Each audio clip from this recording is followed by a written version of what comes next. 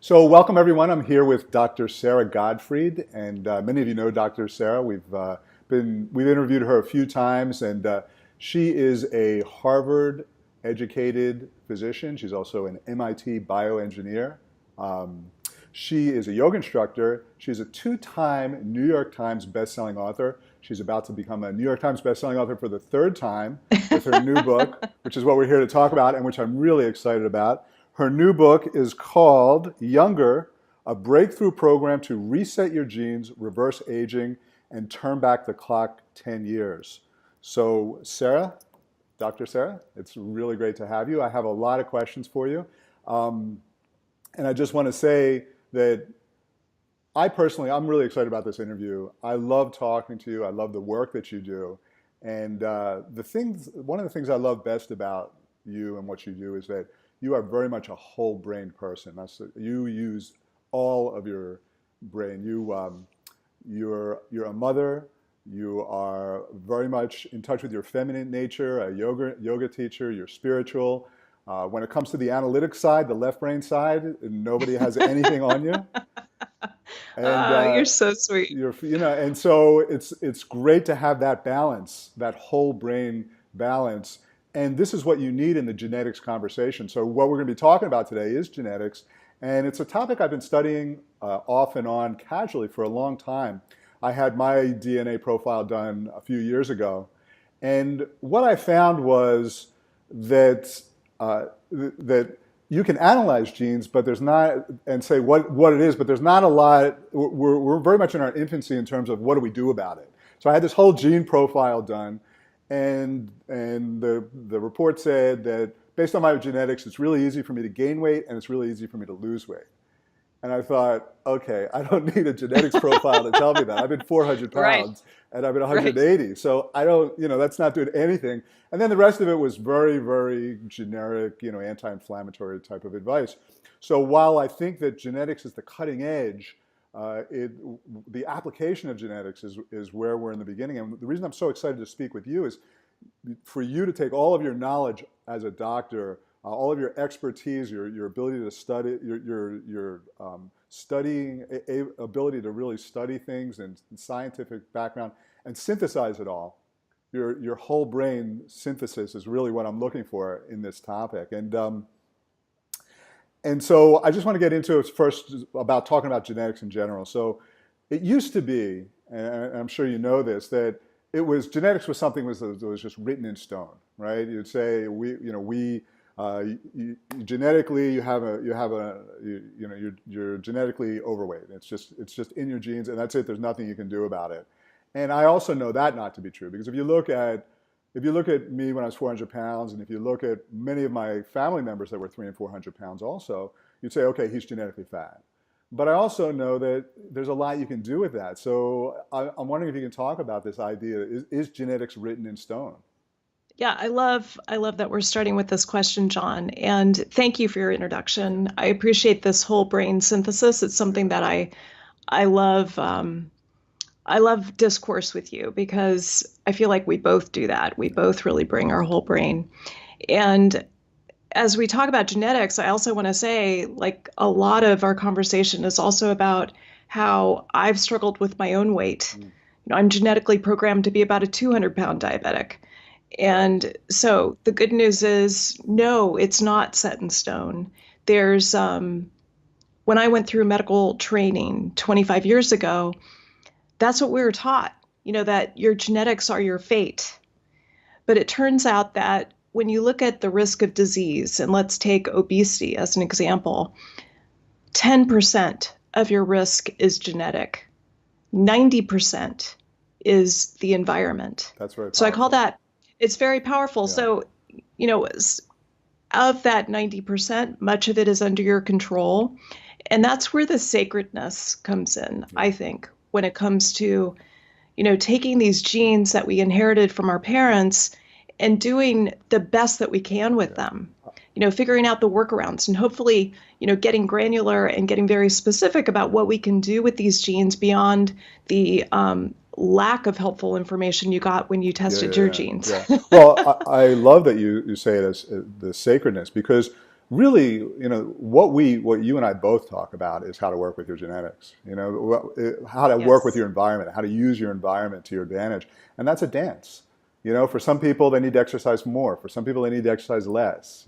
For some people they need more saturated fats. For some people less. It's a dance, and it's an art. And that's the kind of that area which is is called epigenetics, of working through the environment, is that art. And one of the biggest things is your thoughts and feelings. And I know I'm just going off topic for 1 second, but when you have a Please. belief, it affects the expression of your genetics. So if you believe your genetics is written in stone, if you believe you're genetically fat, that is going to affect the expression of your genes, because beliefs trigger hormones, they trigger chemistry, and they trigger expression of genes. So just starting with that, of understanding that part of that 90% is just your beliefs, and how they can affect your genes is pretty profound, I think. Well, I agree. And I think, that your beliefs, that's a great place to start because for sure your beliefs are molecules Yeah, and we can change absolutely. them. Yeah. So it's, one of the things I talk about in the book is I want you to start with your why.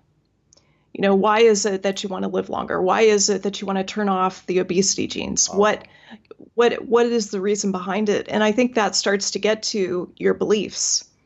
So I really Interesting. like that.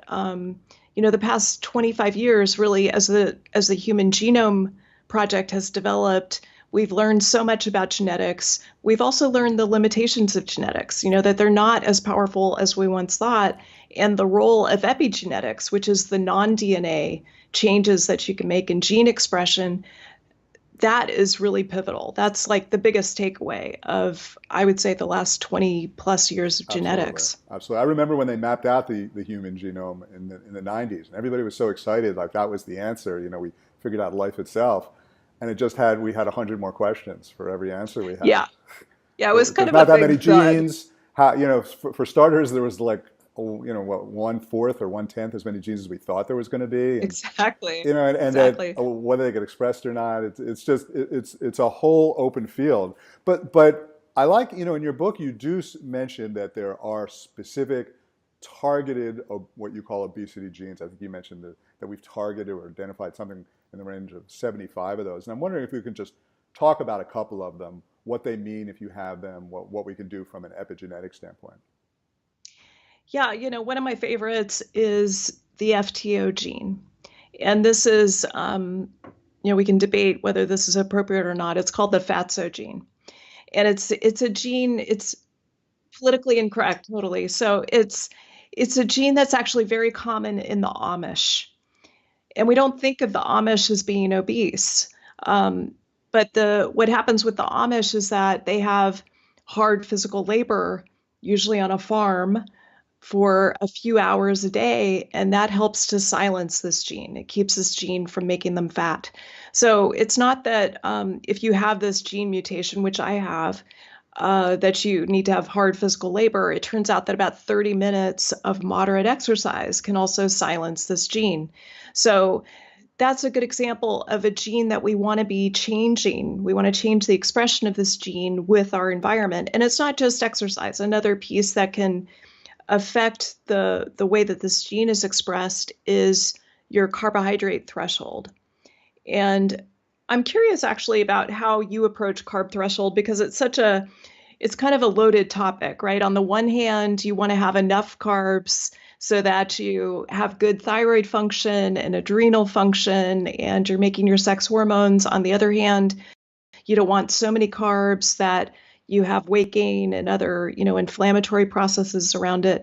So I'm going to actually volley this back to you and sort of tell me a little bit about how you approach Yeah, carb in an thresholds. ideal scenario, most of my carbs, or the majority of my carbs, are going to come from um, either raw live foods, or highly activated fermented foods, Yeah. and non-starchy vegetables. That's where my carbs are going to come from. And sometimes I'll eat a salad that's like the size of, for 6 people.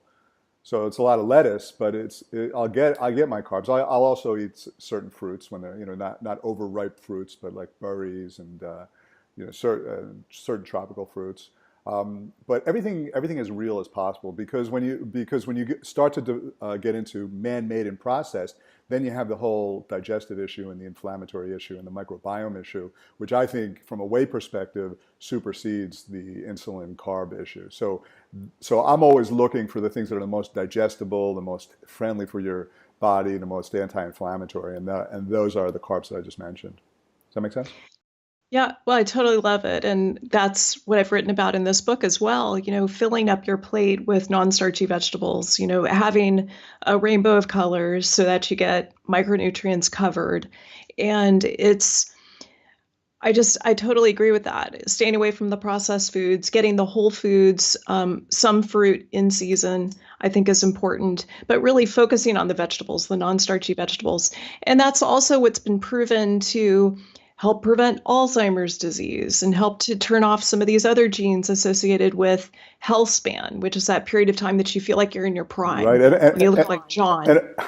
and also keep your cells as healthy as possible so that you can have the optimal expression of gene health, and keep your DNA as healthy as possible.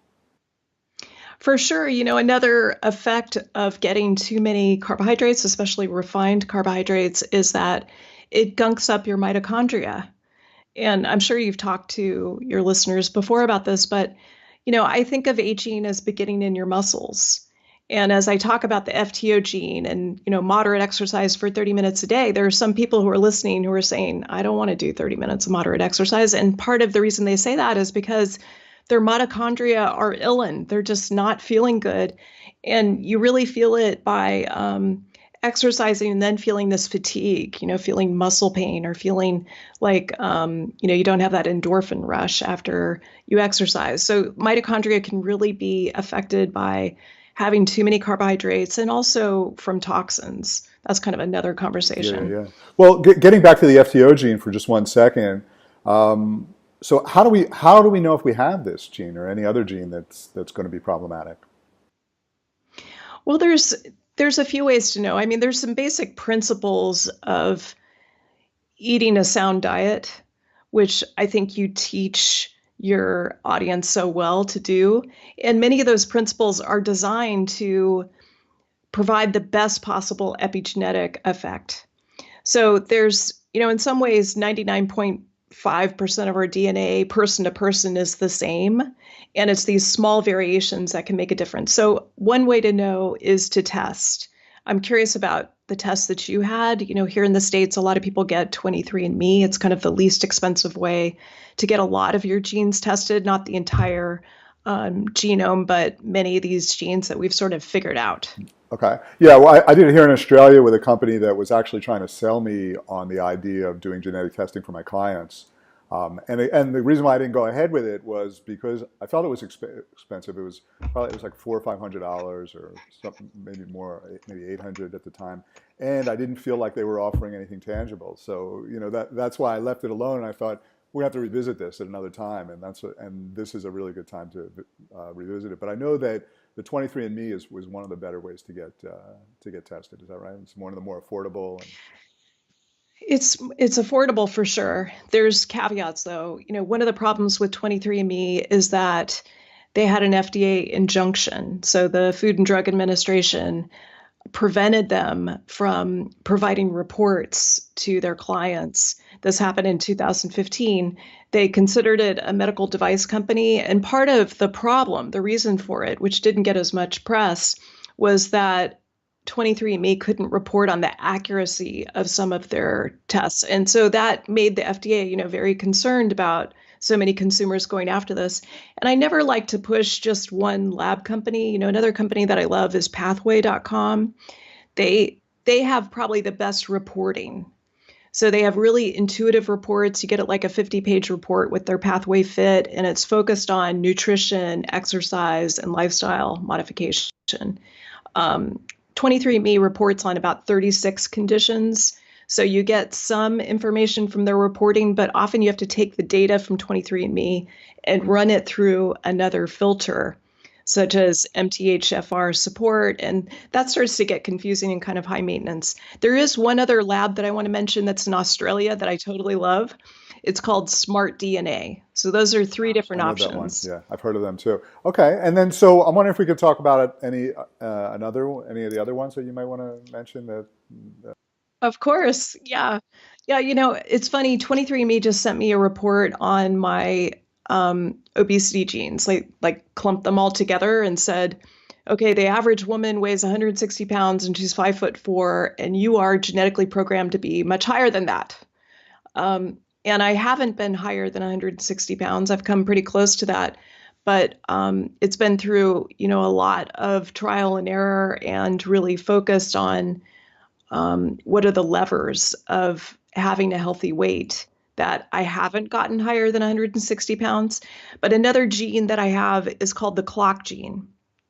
And this one is really interesting because it controls the circadian rhythm in the body. And, I never really appreciated how important your inner clock is, your circadian rhythm to maintaining your weight and to help people with weight loss until I started to look at some of this literature on how many thousands of genes are programmed with, the light and dark cycles. So, so this is a really interesting one, and I have a mutation that basically says I can't lose weight unless I'm getting 8 hours of sleep every night.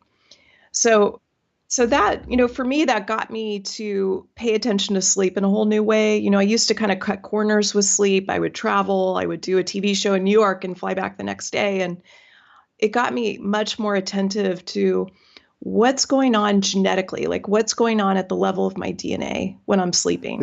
It is really important to understand this individually. I mean, I'm the same.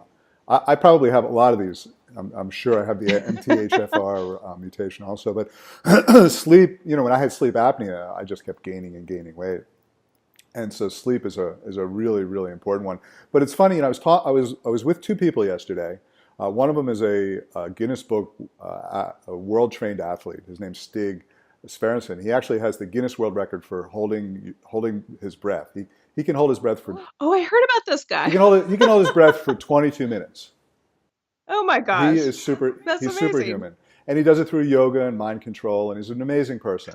And the other person was a student of mine who has trouble losing weight, and we were all walking together.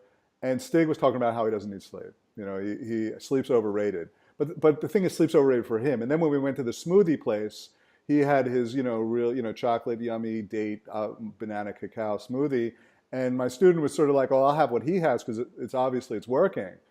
And I didn't want to say anything at the time. I'm saying, no, it's working for him because he Yeah. has a very particular way of digesting carbohydrates and sugars, and you might have a completely different way. So the take home message is what works for you, and that what works for you as far as sleep, what works for you as far as smoothies and lifestyle. That's really what we're trying to do here is figure out what works for each individual, which is I love because then it's not just this one size fits all. Take a protein shake twice a day and you'll lose a half a pound a day kind of thing. Right. Well, I totally agree with that. And I would even say, what worked for you 5 years ago may no longer work. And your friend Stig, like it's so interesting to me because I used to think that I was fine with 6 hours. In fact, when I went through my medical training, I remember they said at the Brigham that the Brigham and Women's Hospital, they said all you need is 3.5 hours and you have no reduction in your psychomotor skills. So they would, put us in the OR after staying up all night with this study to back them up. But the truth is, only 3% of the population is like Stig. So 3% has what's called the short sleep gene, where they do well, they function well, they don't gain weight when they have less than 7 to 8.5 hours of sleep. And then there's the rest of Right. us. And I think it's always a trap to compare yourself to someone else. I remember doing it as a kid. I had weight problems as a kid, and I'd follow around my skinny friends who had all the stomach muscles and were eating pancakes all day, and I'd say, I'm just going to do what they do. I'm going to eat everything they do, Right. but that didn't work. So you have to get what works for you. Now, there's another gene you talk about, which I'm really interested in, ADRB2. You're talking about how if you have this gene, it's twice as hard to lose weight or something like that. Is that right? Yeah, I started studying this particular gene and I thought, I know I have this. I know I have this. It relates to how you manage carbohydrates again. And it's when you have a problem with this gene, it creates a number of different issues. It can affect your leptin, kind of your satiety. It can affect your it makes it so hard to lose weight. So you can be going through a detox with your best And they're friend losing weight and you're not. and Yeah. they're losing weight like crazy and you have, barely budged on the scale. And often it's related to this particular gene. So this is one of those genes that in some ways I tested for it and indeed I do have it. And it was liberating in some ways, John, to get this result because it kind of made me relax about the fact that it takes me so long to lose weight. And It's it got me powerful. just to, it's very powerful. It got me into acceptance and kind of surrender around this process so that I wasn't like fighting and trying so hard. It was more like, you know, I have to food journal every single day. It's just part of the process. It's part of the genetics. Like this is what I need to work with. And so I really like that moment of grace, of kind of hitting the surrender point and saying, I have a gene that makes it twice as hard to lose weight. I need to accept this. I think you're right. I think it's liberating. And I think it's also important to recognize that these genes kept us alive a long time ago. Thousands of years For ago, sure. these genes enabled our ancestors to survive, and that's the very reason we exist. So yeah, we inherited genes that we don't need anymore in our environment, but we need to be grateful that we had them. Otherwise, our ancestors wouldn't have existed, and we need to now work with them in as I said, a whole brain approach of looking at the environment, looking at your thoughts, feelings, beliefs, actions, analyzing your genetics, and working with the whole program to create a dance, if you will, that gets you to your optimal health. Does that sound about right? That's totally right. I mean, it's there was a survival advantage to many of these genes, and that's why we got them. What is your inheritance? Like what's your Eastern European, background? Eastern, Uh-huh. Yeah. yeah. So, like the Russian Polish border, Eastern Yeah. Europe, Yeah. both sides of the family. Yeah, so I'm from the same region on half of my family, and then I'm half Irish. So I got famine genes from both sides, which means if you look at my blood sugar genes, like I have almost all of them in terms of my risk of diabetes. And so insulin resistance allows you to survive a famine. I am so good at banking fat. Like I am award winning. I'm an Olympic fat Yeah, banker. I do understand. And I obviously have a number of these genes also, and I have lived through both periods where they are expressed, and I'm having leptin resistance and insulin resistance, and there is nothing I can do to lose weight, and when they're not expressed and the weight's falling off, and to understand that this is what's going on, I think is very powerful because then you can focus on the issues, understand, relax, and target in that way rather than have all these stories about there's something wrong with you or the diet's not working or whatever it is. You're able to focus on you, and I think that's really cool. It's super empowering. And yeah, and I think another piece here that I love as a through line in your work is that there's such a metabolic cost to stress. These very same genes that got activated in our ancestors and allowed them to survive famines, pogroms, whatever, like they're, they can get activated by working, as a medical resident. They can get activated by being a new mother and, having sleepless nights or a new father. So I think it's almost hard to overestimate the metabolic cost of stress and how much that contributes to both the genetic and the epigenetic side of I waking. couldn't agree more. And my guess is, again, we are kind of in the beginning stages of this understanding, but my guess is that stress is going to affect certain gene mutations more than others because stress stress translates to chemistry, right? So it's a specific type of chemistry, and that's going to be whatever those genes are going to be. Certain genes are going to be very reactive to that chemistry. And so my guess For is that sure. there's certain people that are going to have certain gene mutations where mental stress, emotional stress is going to have a really big play. So where can we get this book for starters? Because I think it is a must read. So, yeah, well, thank you. You can get this book wherever books are sold, Amazon, Barnes and Noble, your local independent bookstore. Can I say one quick thing about stress? Because I really love this point. And there was this really interesting ice storm that occurred in Canada about 18 years ago, where it was super cold, icy, the roads were shut down, heat was shut down, and people were basically locked in their homes for about 2 weeks. So food was really scarce, and it was very cold. So it set up this experiment that was really unusual.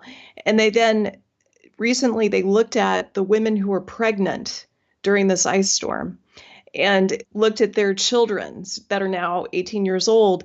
And they found that these 18-year-olds had their diabetes genes turned on, and they had problems with their blood sugar, and they had problems with inflammation in their immune system. So, so this is exactly what we're talking let about. me I mean, let me it's try to very translate powerful. that a little bit into like Yeah. Gabriel Yeah. method Good. talk because such a Good. powerful study. So we talk about a lot how what we call the FAT programs, which is an acronym for famine and temperature, cold temperature. So when you live through long periods of famine or cold temperature, you're going to activate certain stress hormones that are going to that are going to cause your body to want to hold on to weight. What you're saying basically is that these people went through a real life period of time where they didn't have enough to eat and they were cold all the time. So those fat stresses were activated and they were pregnant. So what happened was the mother's DNA communicated to the child's DNA to express those genes.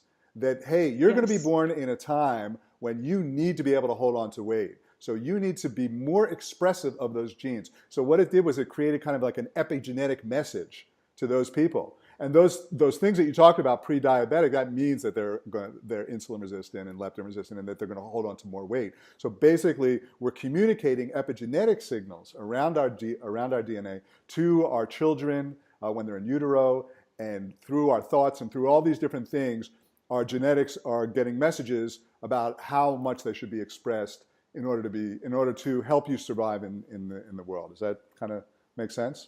That was perfect. Very significant, very, very significant study. I love that. Might ask you for the link for that. Can we also we can get the book on your site? Yeah, Oh, if I think we'll have a link on the page here. yes, you certainly We can. can go Yeah. over and visit your. And is there some kind of follow-up information you can give us about what we do with all this information? Can we stay in contact with you? And Oh, absolutely. So we have, if you get the book and submit the receipt, we've got a number of bonuses for you, including a roadmap and a quick start guide, so that if you order it online, you can get started with some of these principles right away. And we also have a program that kind of walks people through with accountability and with a community and with a start date. you really need that for this because you're going to get great information, but at the end of the day, we're all going to need to talk to someone, and that someone is you or whoever you're appointing, because this is uncharted territory that you're in, and really important. So I'd love to bring you in a few more times, maybe over the next coming months or year to get Of updates because course. it's really powerful information. Well, I love talking about the science with you, John, because you have such a gift for synthesis and for taking really complex ideas and making them come alive for people. And I so appreciate that. Well, I appreciate you saying that. From you, that's a huge compliment because I see that very much in you too. So thank you, and thanks for coming on today to the show, and for writing this amazing book. So really appreciate it. Thank you, John. Happy to be here. And thanks everyone for watching. Definitely get the book. It's Younger. I'm going to give you the whole title here. It's Younger, a breakthrough program to reset your genes, reverse aging, and turn back the clock 10 years by Dr. Sara Gottfried. You can also go to saragottfriedmd.com to stay in touch with Sara, and I highly recommend that you do that. So thanks very much, everyone, and I'll speak to you soon.